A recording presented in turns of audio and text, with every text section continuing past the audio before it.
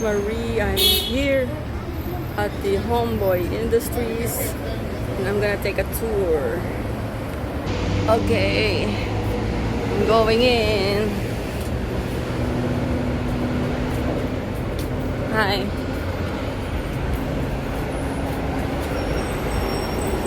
Is Van still there? Who? Van? I think so. Okay. Oh, the Asian guy, man? He's been gone in.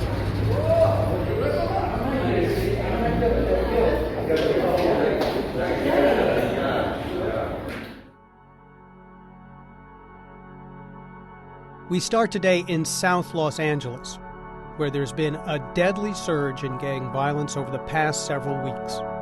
Over the past 2 weeks, at least 8 children have been among those shot in separate incidents. If you had a 27 separate shootout in any other American city, it probably would have made 60 minutes. But it didn't even make the news here. It's about controlling commerce. It's about controlling the flow of money in and out of community. And while some people may cast it as race, it's a form of manipulation that gang members use because they want to control an area, even at the expense of the lives of the people who live there. What do you wish this neighborhood were like? That there won't be no gangsters, no shooting around here. Anybody who walks into my office for the first time, a gang member who wants to work here, I always ask this one question.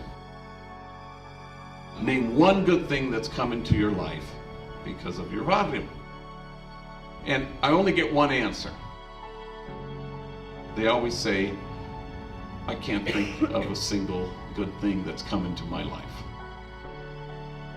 Now, that's not the answer that they think I want to hear. That's the truth. But the other day, somebody gave me another answer.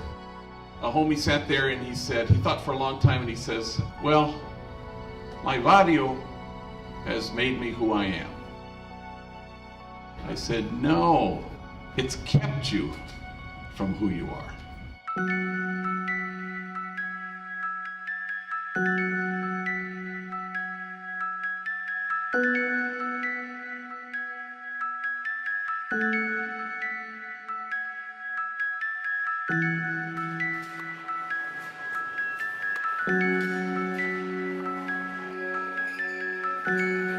A lot of times people think kids are joining a gang because they're seeking something, but they're always fleeing something, always, no exceptions. I never met an exception.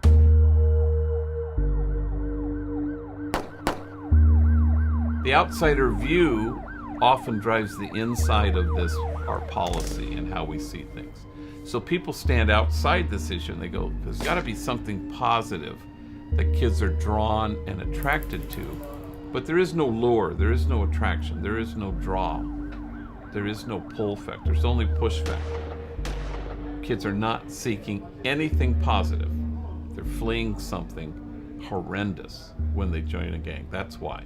Oh, well, I arrived at Dolores Mission Parish in the mid-'80s, and it was the poorest parish in the city and the largest grouping of public housing west of the Mississippi. But it also happened to be, which I didn't know, but it was the place of the highest concentration of gang activity in the whole city was my parish. So we had 8 gangs at war with each other in this tiny little area. So this began really because I was burying kids. So I buried my first in 1988 and my 180th just before this past Christmas. 88 to 98 was just the worst, reaching 1,000 gang-related homicides in 1992 in LA County, which is, it's never been like that before. So we started to do things. We started a school, a jobs program. Then we couldn't find enough felony-friendly employers, so we started a business, and then another business, and here we are. This is our 4th location. You know, 1,100 gangs, 86,000 gang members, so about 15,000 folks walk through our doors a year, and then you name just about anything that might be of help and we do it.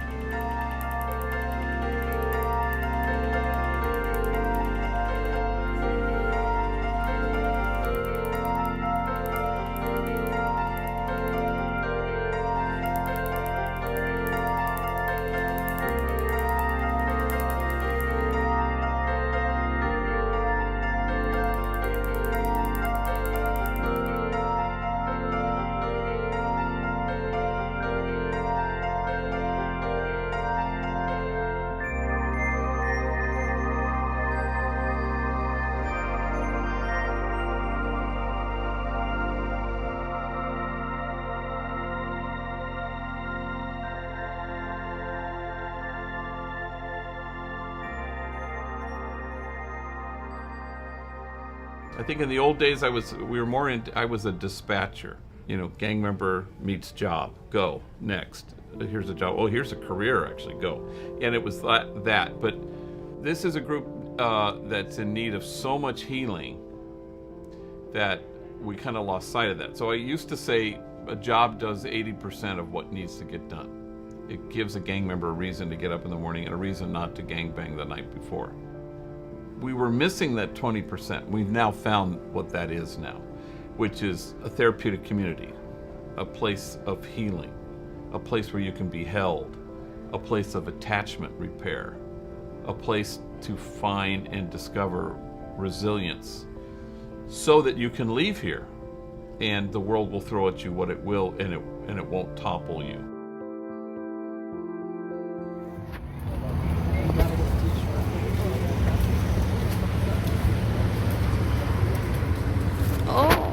We can end up here later for the photo op. Everybody takes their pictures here.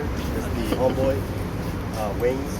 You see it on social media a lot, you know, so now when you see it, you know where it's at. Yeah. But let's go in the back first, and then we'll come back this way.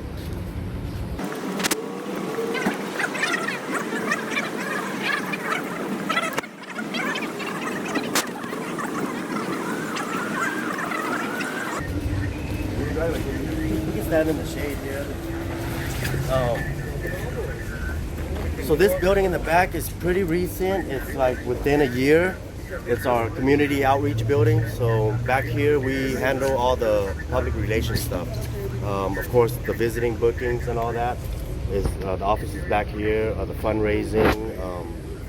We do have policy meetings, and it's all handled back here. Just anything that has to do with public. Back there we also take donations of anything, especially a lot of the baby products, and we'll keep it back here closed for people to use for job interviews and things.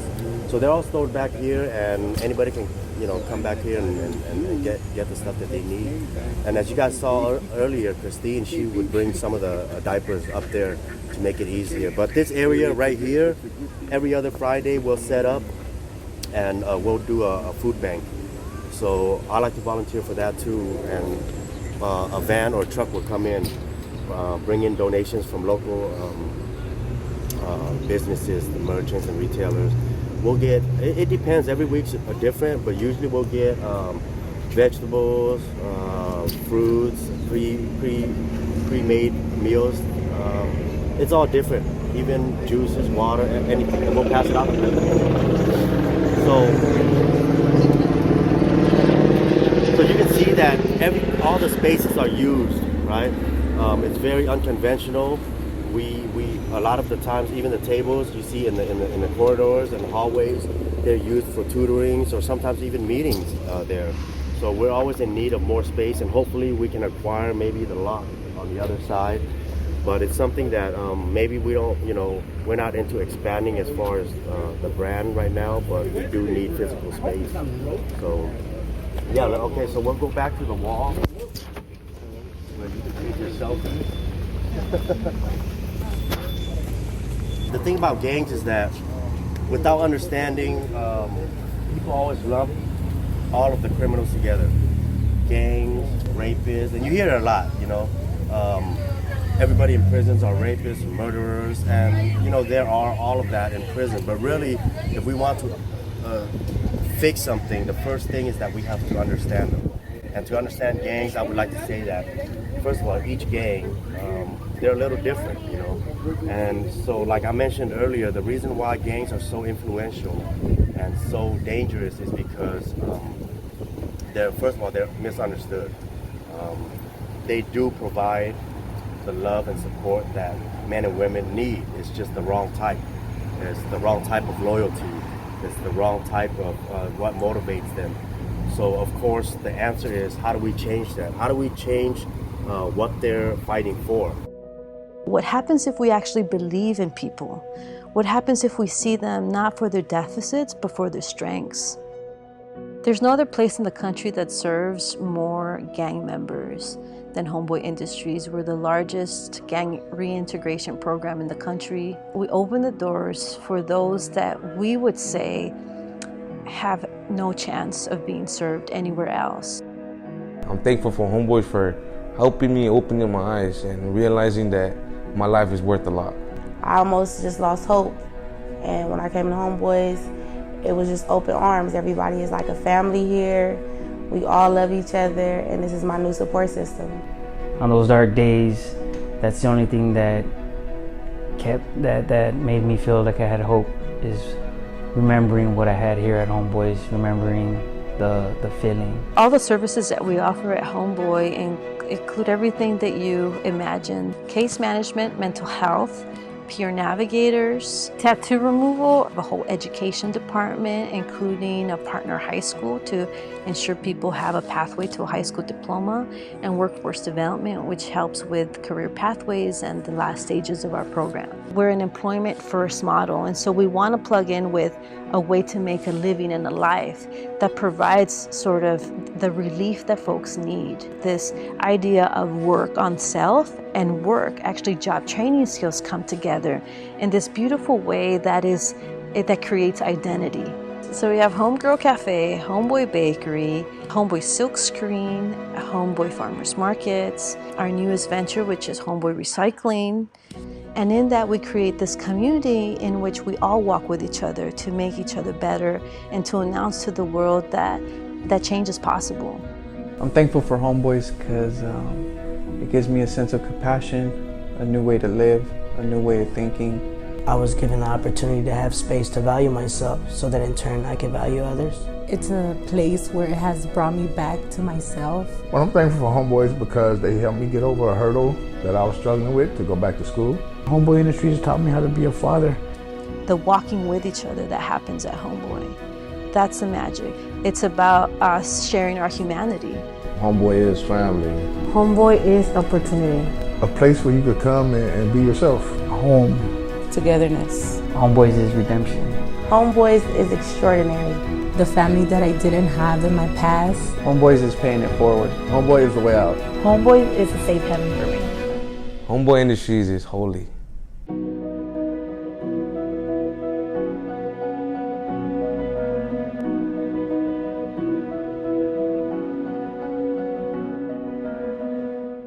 So thankfully, I made it out. But more so that I still have my capacity and my mind intact to be able to really live and show appreciation in a real way, instead of just saying thank you, or I appreciate that I'm out, is that I appreciate by my actions. So again, I'm gonna end this tour here. Thank you guys for coming. You guys are always welcome to come back.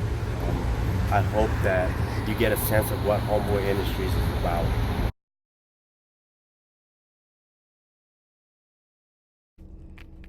Hello, so I just finished my tour at Homeboy Industries, and I didn't take the inside of the building because out of respect to the people.